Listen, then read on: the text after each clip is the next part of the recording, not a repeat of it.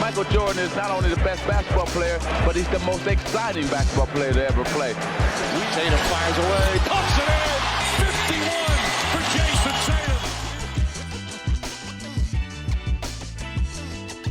Hello, folks, and welcome to the Big Three NBA podcast. I am Sherrod Blakely, joined by the Orlando Sentinel's Jason Beede. Hey, Jason, how's it going? I'm doing good. I always like when the Magic play on Friday and Sundays, kind of get that Saturday to take in the rest of the weekend a little bit, run some errands. And, now that we're in the swing of things in the season, it's tough to find time like that. So I'm doing good. Yes, especially when it's a home and home situation where you can literally just wake up that morning, do what you need to do, run some errands, and all that fun stuff. Because again, for folks who don't understand the life of an NBA beat writer, any and every opportunity where you can just like literally put your feet up at home and still do your job covering games, you're going to maximize that moment all day, every day when you can, for sure. Absolutely. For sure. Before we get started, I just want to remind folks that this is the Big Three NBA podcast as part of the CLNS Media Network family. What we do wouldn't be possible without some amazingly awesome, great partners such as the folks at Prize Picks, which is America's #1 daily fantasy sports app. Download the app today and get $50 in lineups after your first $5 lineup. We're just going to jump right into the action here. And again, we're with Jason Beede of the Orlando Sentinel. The Celtics played the Orlando Magic on Friday night and lost 123-110. Franz Wagner with 27, 6, and 6. Desmond Bane, yes, that dude, Desmond Bane, 22 points, 6 rebounds, 7 assists, and Paolo Banchero doing amazingly awesome things as well. Didn't put up big numbers scoring-wise, had 15 points, but was able to pull down 9 rebounds. But the story of that game, Jason, and I'm sure that you and pretty much anyone who's followed this Orlando Magic team was kind of like, wait, did that just happen? The 3-point shooting.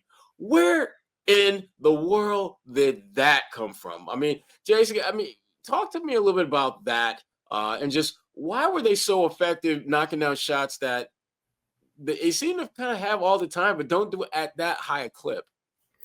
Yeah, I think, some of it is it's a make or miss league. The other aspect of it is the Magic kind of had no choice not to win that game last night. The way they started this season 3-5, they had previously dropped 2 home games. They'd previously went 2-3 on a 5-game road trip. I mean, the vibes were not good. And I think when you come out at home, NBA Cup, you're wearing new jerseys, you're facing maybe not the same team, but the same franchise that beat you in the playoffs last year.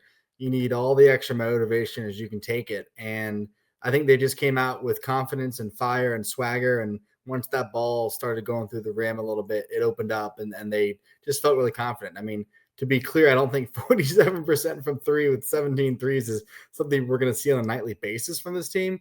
But I think especially for guys like Desmond Bane, for Franz Wagner, to see the ball go through the hoop like that at that rate, some of the other guys hitting threes, I think was really important for this group to show that, okay, this is something that they're capable. They can, Desmond can shoot the ball. He's not, cursed now that he's on the Magic or anything like that after a slow start. So I just think it was just important for them to have a game like that against a team like that. Yeah, I'm glad you brought up Desmond Bane because that's a guy that Celtics fans remember all too well as being a former Celtics draft pick who never made it to Boston because he was traded on draft night, and he has made them rue that day ever since. He has been one of the most consistent top shelf 3-point shooters in the NBA since he's been in the league. A guy that really, when Orlando Magic were able to acquire him, there were people who thought maybe the Magic gave up too much to get him. But I guess my response to that is if you have a clear and present need on your roster and there's a guy that can fit that need and isn't going to significantly or dramatically impact your finances, and frankly, from a skill set standpoint, seems to be exactly what this franchise needs. I joke with people, I'm like, the last time I think the Magic had a guy that could shoot like this, he's coaching the Los Angeles Lakers right now, and JJ Redick.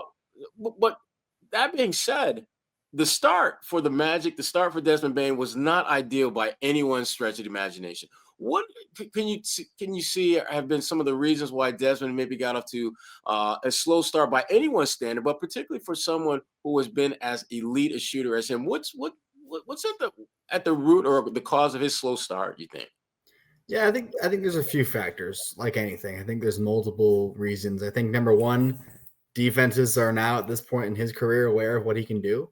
I think opposing teams that really have done and continue to do a really good job of, forcing him off the 3-point line and running him off the line, making sure he doesn't, even get any shots off. I think at the same time, though, I'm not sure the Magic and Paolo and Franz and Jalen Suggs and these guys and maybe even Jamal Mosley have been able to fully utilize Desmond Bane the way that they envisioned. I think it's been a work in progress for a lot of these guys. I mean, Jalen is still on a minute restriction.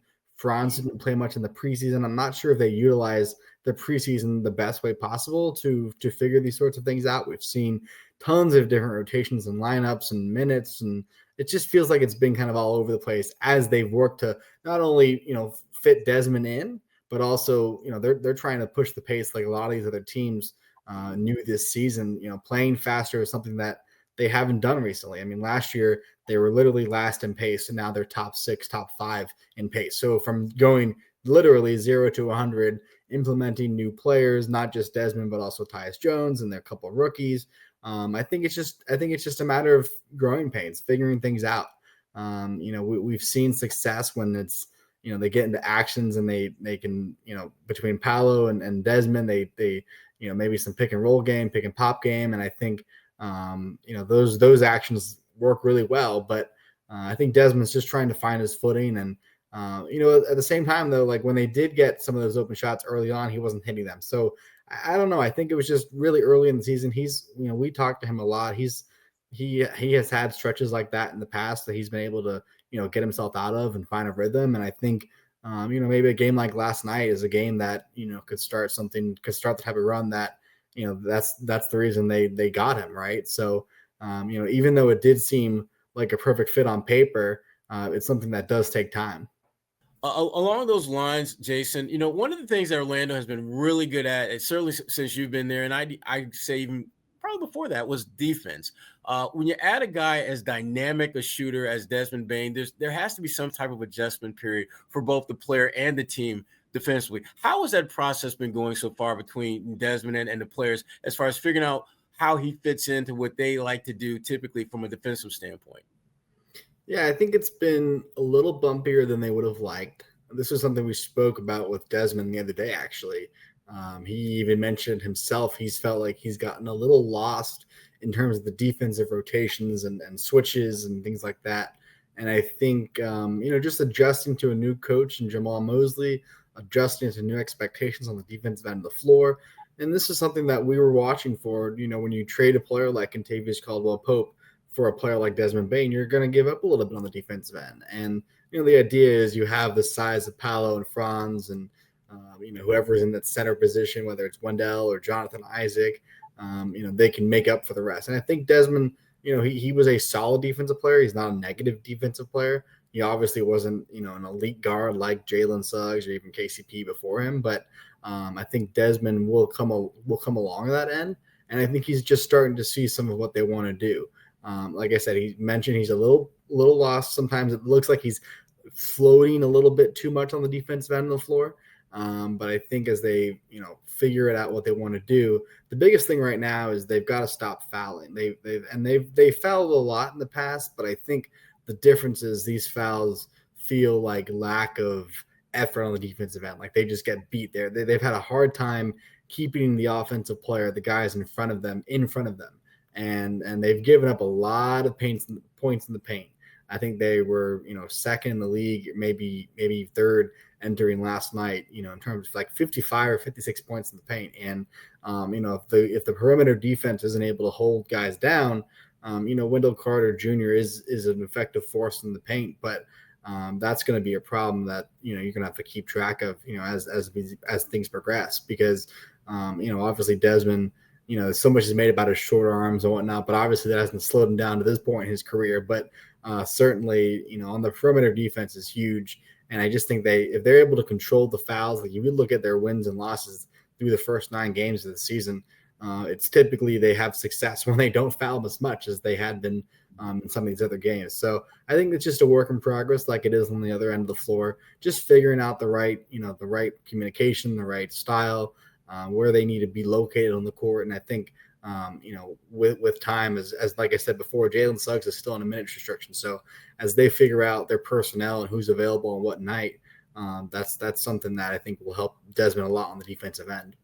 Yeah, because that was one of the big knocks against him coming out of college, was just the short arms and whether he had enough athleticism to get his shot off and things of that nature. But you look at the role that he played with that Memphis Grizzlies team. I mean, their DNA was grind. That's kind of what they did, and he fit in well with that. And I agree with you. I think it'd just be a matter of time before he kind of finds his footing at that end of the floor, because it's not like he's coming from a system that didn't defend at a relatively high level. So it's not a stretch to imagine he's going to be, certainly a positive or significant positive defender for this team, because that's kind of the culture that he is coming to this Orlando Magic team from, which is why, when a lot of people were questioning whether did Orlando give up too much to get him, I'm thinking no, because if you're trying to win and you have a chance to have someone who fits literally your greatest need, and he's not going to significantly drop you off from what has been one of your strengths already, you kind of make that deal and you just go with it. I wanted to shift and talk about another guy who has just been he's been that guy, and that is Mr. Banchero.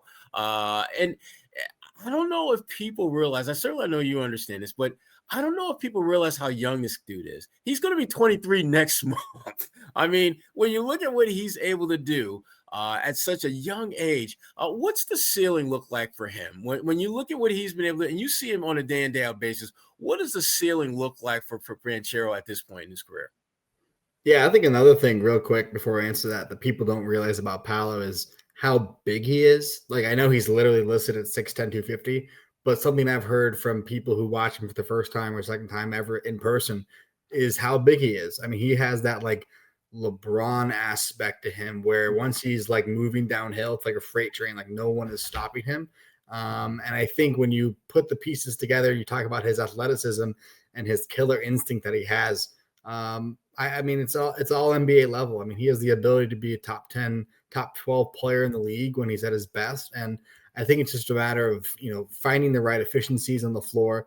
A lot of these statistical people who put, stats together and maybe analytics and those advanced numbers, they talk about his inefficiency. Well, this year he's actually shooting some of the, most attempts he's ever taken at the rim. His 3-point attempts are down. His free throw attempts are way up. I mean, the biggest thing that he does is, a lot of guys, they have to, bait their way to the free throw line. Paolo just gets his way to the free throw line. I mean, it's hard to slow him down when he gets downhill, like I mentioned. So, if he's able to really, still shoot the three and still shoot in the mid range, which is what he loves to do at a more efficient rate, that's going to be huge for his shot selection, the rest of his career. But I think the biggest thing for him is just his playmaking ability. I mean, he really is that offensive hub that can do a little bit of everything for the Magic. And, there's a reason they paid him max money over the summer. I mean, there's no doubt in their mind that he's the type of guy that,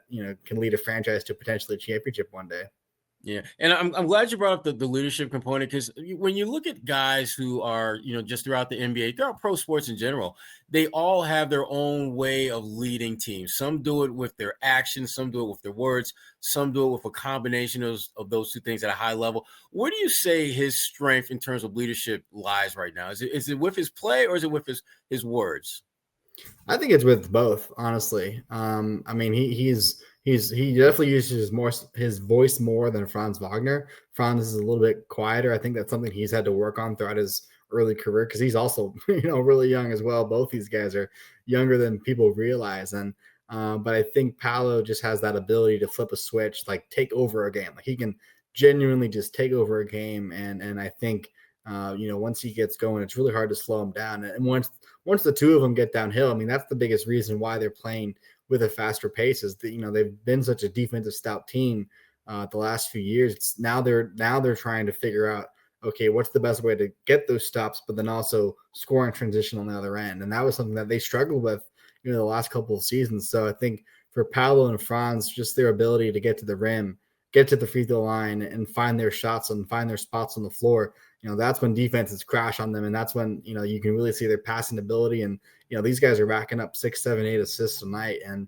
I think it's, for Paolo, I think it's his voice and it's his play as a leader. I mean, guys respect him, guys look up to him. And, he really is just a force on the floor when he wants to be. Yeah. And just the more I watch him play, and I think the more people watch him play, you realize that he plays with a steady physicality that it's difficult for teams to figure out how do you contest that. I mean, you really can't go with size per se because he's got enough athleticism to get by guys. You really can't go with the crafty undersized guy because he'll just bully ball the hell out of him.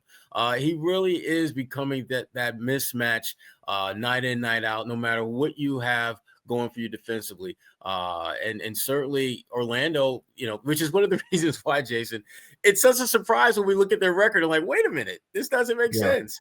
But, as you pointed out, though, there's some things they got going on that are, some of the early season struggles, figuring out things of that nature. So, absolutely.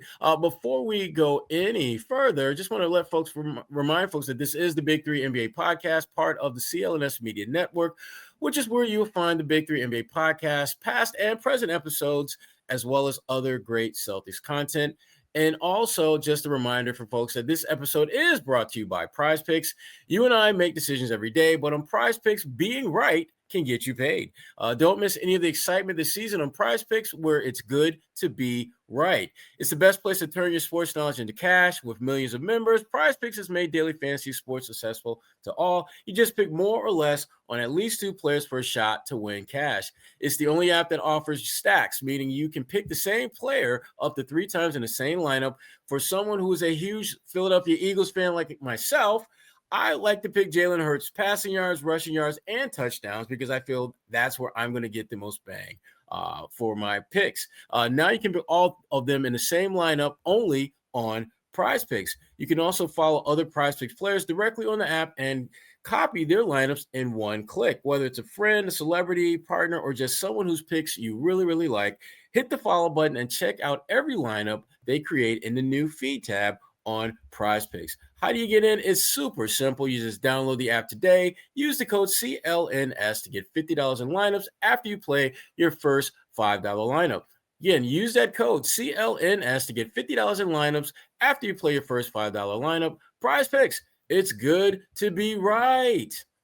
Folks, we are back and we are right on time with Jason Beede of the Orlando Sentinel talking about the Orlando Magic, who will be hosting for the second time in 3 days the Boston Celtics down in Orlando on Sunday.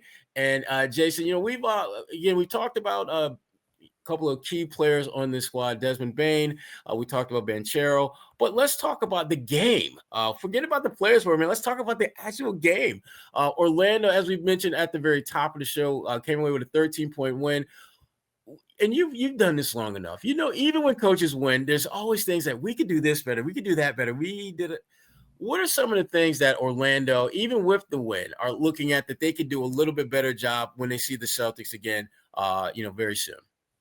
Yeah, I think, a little bit of that is containing Payton Pritchard. I know he had been struggling to shoot the ball 22% to start the year. That was so weird. And he had been one of the better 2-point finishers around the rim and just attacking differently than we had really seen them before. And I kind of was, in my mind, I wasn't too surprised to see him kind of find his 3-point shot again. I think he was 5 for 6 or something like that last night. Mm-hmm. And, I think with the Celtics, they're still getting up 47, 48 threes a night. So they have that ability to, just catch fire, I think, even though they're not the same team that they were a year ago, obviously. But I think, just continuing to limit that 3-point shot. And I think, rebounding is going to be key for this Magic team, especially, like I said, I don't personally think 47.5% from 3 is sustainable for any team, let alone this Magic team. So, if they are going to be taking a lot of threes, offensive rebounding is something where they can really produce, extra points, second chance scoring that goes a long way for this team if they do maybe return to the norm a little bit for their shooting wise. And that was something Franz even talked about in the locker room last night. Like, their offensive rebounding is key because if they don't get back on offense, as simple as it sounds, and their defense doesn't get set, that's where teams really, can go on runs, and that's where you see the fast pace kind of burn the Magic a little bit, because if obviously when you're playing at a faster pace, you push the possessions, you push the room for error up, and that's what we saw. You talk about the 3-5 start before tonight or before the other night. The fact that the turnovers just led to runs for other teams and getting out and getting out in the break and pushing the ball, and then they would just be exhausted on the defensive end. That would lead to fouling and mistakes, and that's where it kind of snowballs. So I think rebounding for this Magic team is really important, especially on the offensive end if they're not going to shoot at nearly 50% from three, which I don't think is going to be that common this year, but maybe. Yeah, I mean, look, I always believe that if you can do it once, you can do it a second time. If you can do it a second time, there's no telling how many times you can do it before that well runs dry, if it runs dry at all. Another guy that certainly I even before this game had to be at the top, if not. There's no way he could not be at the top of the scouting report, and that's Jaylen Brown, who does not have Jason Tatum to take some of that spotlight. So how do you think their approach to Jaylen Brown is now, knowing that there is no Jason Tatum, there is no Kristaps Porzingis, there is no Drew Holiday? It's kind of like Jaylen Brown and the Jaylen Brownettes, basically. Now, how does that change the way that they approach from a defensive standpoint dealing with him? Because he still had a pretty good game against Orlando, despite the attention. Yeah, I know he talked about some of the officiating late, and I think he said something along the lines like the refs made their statement or something like that. I'm paraphrasing there, but he was complaining a little bit about that. But he had 32 points, only 2 of the points in the fourth quarter. So I think the Magic did a good job of limiting his shot attempts and making it difficult for him. And I think when you have just Jaylen Brown, like the reason it works so well with these other guys you mentioned is they had weapons all over the court. And I don't think obviously I think when you have a guy like Jaylen Brown, superstar, it kind of felt like he was, doing what he does. And I think to have 30 points through 3 quarters, obviously speaks to the type of player he is. And, I think for the Magic, though, it's still going to be about what they do rather than their opponent, regardless of who's on the floor. I mean, this team has struggled with turnovers, with fouls, with free throw shooting, with 3-point shooting. When you look at the losses that they've had this season, it's really been more about the Magic making those mental mistakes and then getting down on themselves. Like that was the biggest thing I thought from the first game. Even when Boston, came out in that second quarter, had a big run, came out of halftime, had a big run.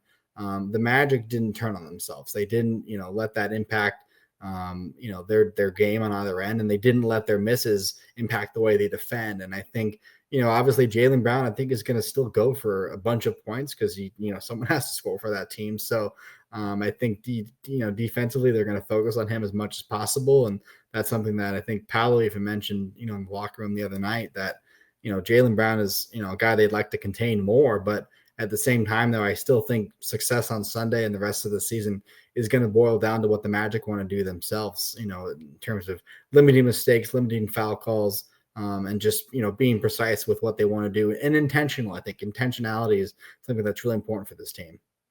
Yeah, and when again we've talked about this Orlando Magic team, and we're joined by Jason Beede of the Orlando Sentinel. The one thing that has been consistent is the defense, and the one thing that has been consistent with them for a number of years is just trying to figure out an identity at the offensive end of the floor.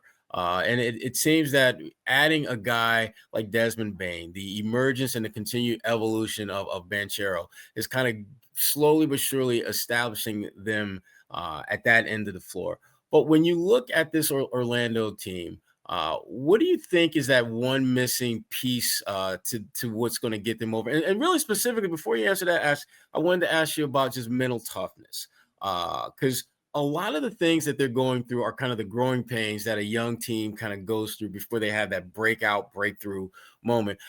Could you talk a little bit about just the growth that you've seen in this team from a mental toughness standpoint, from where they were maybe 2 or 3 years ago to where they are now, where they're considered one of the better teams in the Eastern Conference? Yeah, I think anytime you go through a playoff series like they did a couple of years ago against Cleveland, you go to 7 games and you lose on the road and you're up, double digits in the second half. You're probably 12 minutes away from a second round showing. And and then you lose and you fall apart on national television on ABC. And, Franz had that terrible fourth quarter that I think still haunts him a little bit. And, and then I think last year was so challenging. Paolo goes down, Franz suffers the same injury. Jalen, didn't play after January 20th or something like that. And, Mo Wagner still hasn't returned. He tore his ACL last December. I think that's something that's really underrated that, maybe the national media forget about just how important he is to this team. So I just think last year, yes, they made the playoffs, and they I think for them to fight back and, claw their way at 41-41 and win a play-in game and face Boston in that first round was really important for this team. And, I think they've kind of grown from we're happy to be here to now we want to get back and we want to prove something. We want to, we don't want to just make the playoffs. We want to advance to the playoffs. And that's why the front office, they did add and kind of go all in with, trading those future picks to get Desmond Bane. They signed Tyus Jones, who's been quiet to start the year. And they've added, assistant coaches, Shamgod, Joe Prunty. They kind of went all in on this season. And I think, you talk about the mental toughness, the mental fortitude, that's what they're kind of going through right now. They're dealing with it. They're looking themselves in the mirror and saying, we've got to play better. We're just too talented to do that. And, right now, I think, there are some fans that question what's going to happen to this team, but I think ultimately, there's still 70 games left. There's still so much time for them to figure this out. And then maybe you look at, when we get into March and April, if they had just started better, they could have had a better spot. But I think this is all part of the growth and the learning experience for this team that, they've gone through a lot these past few years. And I think they're just growing up, so much, and they're still so young, which is, the crazy part about this whole thing with the Magic team. Well, Jason, we're nearing the end of the show, but before we get out of here, I have one more question for you for a game that we like to call Fill the Lane. I'm going to ask you a question, and you will fill the lane with the proper response. That is whatever the heck you think is the proper response. Advancing to at least the blank would be considered a good season for the Orlando Magic this year. I think the second round. And I think maybe that answer would have been the Eastern Conference Finals beforehand. But after a 3-5, now 4-5 start, advancing to the second round and being competitive in that second round would be successful. I think it depends on what happens the rest of the season. But something that I said before the year even began was, yes, there's a lot of national hype. There's a lot of noise around this team, and there should be. There should be high expectations. They've said it themselves. Obviously, when you make a trade like you did for Desmond Bane, you ramp up the expectations immediately. But I think the important thing to remember about this team, once they get to the playoffs, this is a team that not only has not yet won a playoff series under Jamal Mosley, they haven't won a playoff game on the road.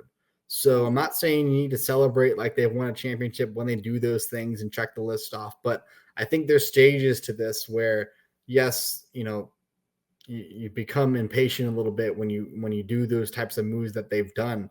But I think winning on the road, winning a playoff series, I'm not saying they can't make it to the Eastern Conference Finals, but what I'm saying is if you get to the second round, you win a playoff series, you show that Paolo and Franz and Jalen are capable of having success in the postseason. And then, after a year under your belt, you go from there with Desmond Bane in the mix. You tweak your roster a little bit. You come back for an even deeper run.